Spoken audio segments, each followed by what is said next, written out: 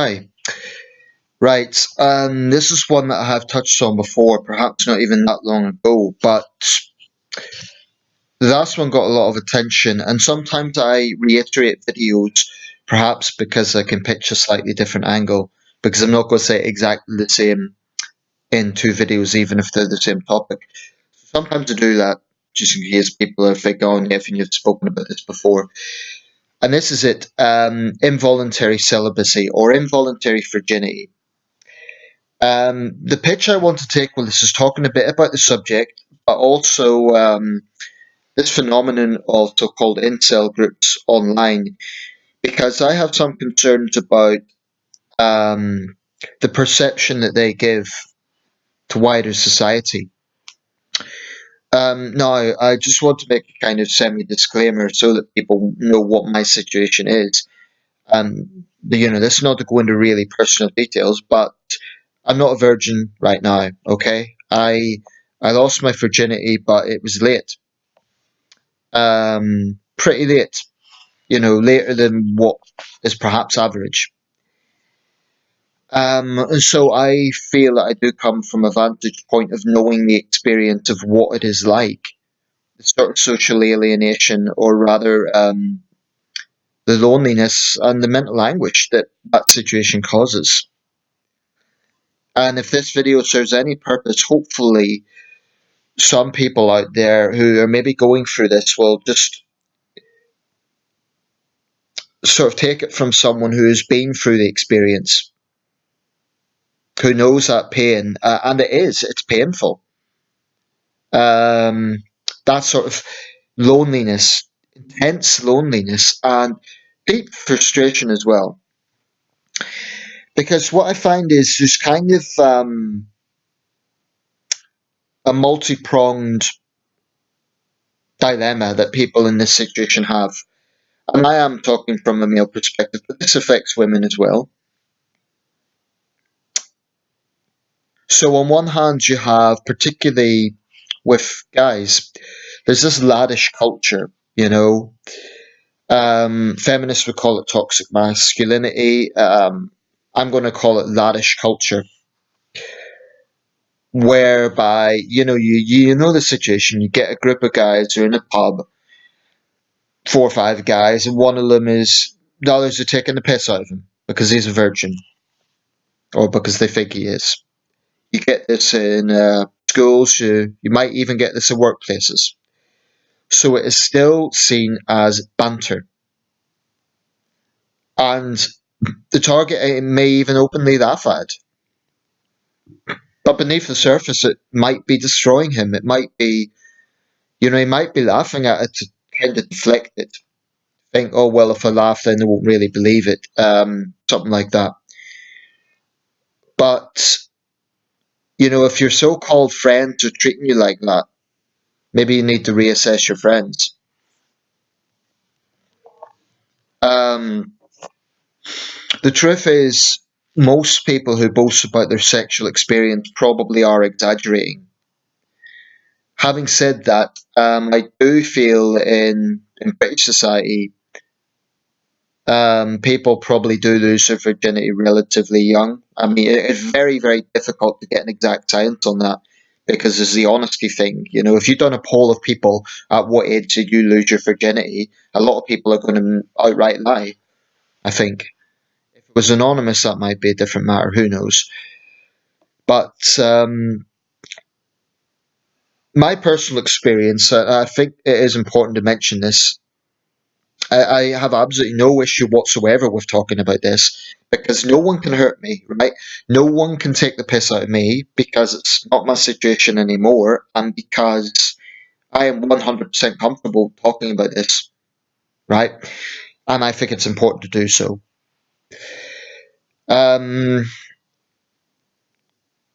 yeah, so when I was at university, I don't think I was particularly shy around women. I spoke to girls, young women. I got on pretty well with them. In fact, my whole life I've got on pretty well with women. I've never really had an intense sort of shyness that some guys and some girls go through. So I've been fortunate in that sense. problem I had was that the opportunity just never seemed to arise. I did have a trust issue with the whole one night stand thing. I thought it was a bit reckless. I just didn't trust it. I didn't trust that something would happen, there'd be a misunderstanding, and I just didn't like the idea of, being in that situation when alcohol was involved. Because particularly as a man, it's very easy to be accused of something. And, I'll admit that was a bit of a fear factor. But, I was never sort of ultra shy. I spoke to girls. I hung about with girls and guys at uni. I had friends. Although at times I also wondered to what extent the loyalty was there. But yeah, suffice to say, there were times I had intense loneliness. I did feel utterly alone. And that continued for years and years. And I really did believe, when is this going to end? Um, and, I would see attractive women, I would see people who seem to be successful. And yeah, it's just human nature. You do feel resentful. You think, I'm a good person. Why am I going through this? And that's how I felt. But in my late 20s, I'm in my mid 30s now. In my late 20s, I did, in fact, have experience with my girlfriend at the time. And I don't want to go into details about that because it's, valuable to me and I don't want to plaster over the internet. But the point is, that came about unexpectedly. We were comfortable with each other. It was the right circumstances. Things developed. And when the thing is, when you're comfortable with someone, it's incredible how smoothly that situation actually develops. That's what I want to say to people who think it will never happen. When you're comfortable with someone and they're comfortable with you, it's incredible how it just kind of smoothly develops. Um, but I was in that situation because of social opportunity. I went to a party. I met my girlfriend at that time at a party, and things kind of went from there. And it wasn't a one night stand. It was that we were dating, but that's how it developed. So I think a huge factor here is in social opportunities. Um, but what I would say is this: there is, on one hand, that laddish culture, right, of basically taking the piss, and it's disgusting because so-called friends shouldn't be treating their buddy like that. They shouldn't be putting him down and putting the test of manhood on how much experience he's had with women. I mean, you can have a guy who has, seemingly he's a Casanova. He makes love to beautiful women every night, but not to be crass about it, but I actually think over time that would, what would be the fulfillment in that? It's like you appreciate Christmas because it comes once a year. It might seem like a crass analogy, but yeah, it's one of those things. People who do it all the time actually they could have a sex addiction, or they could find themselves devaluing it. And the thing is, as when you're in the position of virginity, you really think bad sex. What's that? I have no sex. But here's the thing. So there's that side of it. And yeah, we can blame laddish culture, toxic masculinity, etc. But there is another side as well, which also causes pressure, and it is those people who they might think they have good intentions, but actually their attitude is very, very condescending, and it usually goes along these lines: "Oh, sex is overrated," or "It's not that great," or "Why do you care so much about sex?" Anyone who has had sexual experience consensually and they ask that question, they're just demonstrating their ignorance because they don't know the loneliness of what it is like to be in a position where you haven't experienced it. And here's the thing: I think it is a totally, totally 100% natural desire, so long as it's consensual, you know. And when people try to imply that people wanting sex is somehow a taboo thing, the desire for sex shouldn't be taboo. That's normal. It's totally normal. And I actually think that's a part of this that's overlooked. So that brings me to this situation of incel groups. problem with them is they do have very misogynistic overtones in the sense that they blame women for the situation that they're in. And we've seen sometimes extreme examples of this, the Isla Vista killings in the United States in 2014, when the mass shooter in that situation, he wasn't even like, outwardly at least, a sort of, I don't want to use the term, but he didn't look like a typical virgin. He was a good looking guy. But he had some very toxic attitudes towards women, and he, he then went out and massacred, I think it was 12 people. Then there was the Toronto van attack last year. I can't believe it was only last year. It seems further back than that. But again, that was linked to the killer in that case murdered 10 people, having misogynistic views about the situation he was in. Now the problem here is then why does society go, oh, these loser guys that blame women for the problems? Um, tarring everyone with the same brush, tarring every man that's a virgin because of the actions of these guys is wrong. You can't generalize any group of people. You can't tar all Muslims because of the actions of Islamists and so on. So I think that's a problem, that they're giving a false perception of what it's giving this idea that every male virgin is a woman hating loser. Certainly, when I went through my situation, I was very frustrated, but I was frustrated with the situation, not with women. I never sort of had this mentality that, oh, why won't they? What's wrong with these women? Why don't they accept me? I never took that attitude because they had no compulsion to do. There was no obligation on their part to give me sex, right? And that's where the problem lies in a lot of these incel groups. They are very misogynistic. Um, but what people need to understand is that I actually think these groups are growing because men are being pushed into them, and it's no excuse. People are responsible for their own attitudes. But if on one hand you have the laddish culture that's telling you that you're a loser if you're a virgin, and then the other hand, yeah, you do get feminist shaming, and you also get a degree of social pressure that is stigmatizing the very desire for sex. Like there's something wrong with that. So these guys take the attitude, well, if society's going to treat us that way, the hell with society, we'll do our own thing, we'll take our own attitude.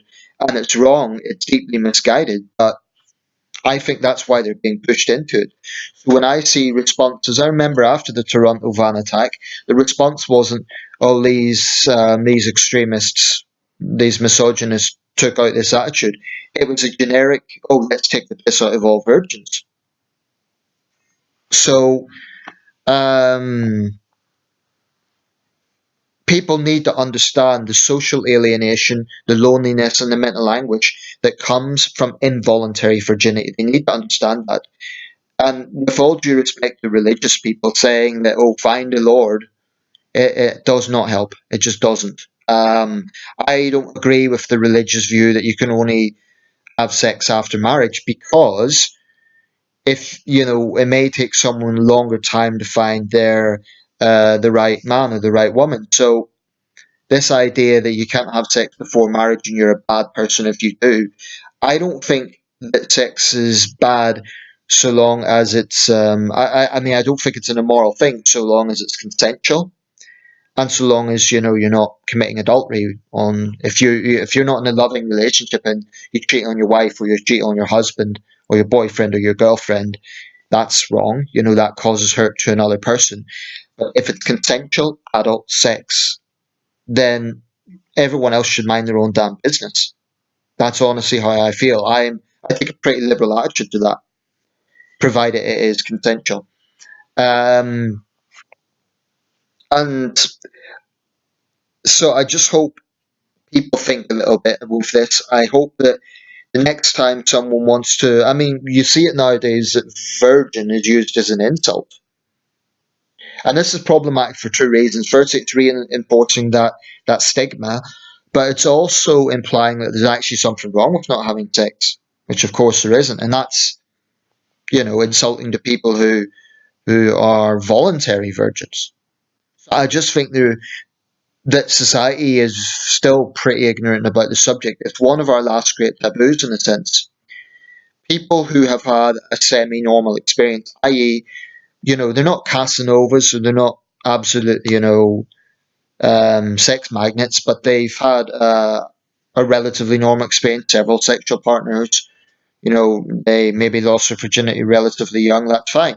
But they cannot say to someone who is in a position of being an involuntary virgin, oh, don't, you're obsessed by sex. They have no right to make that sort of judgment.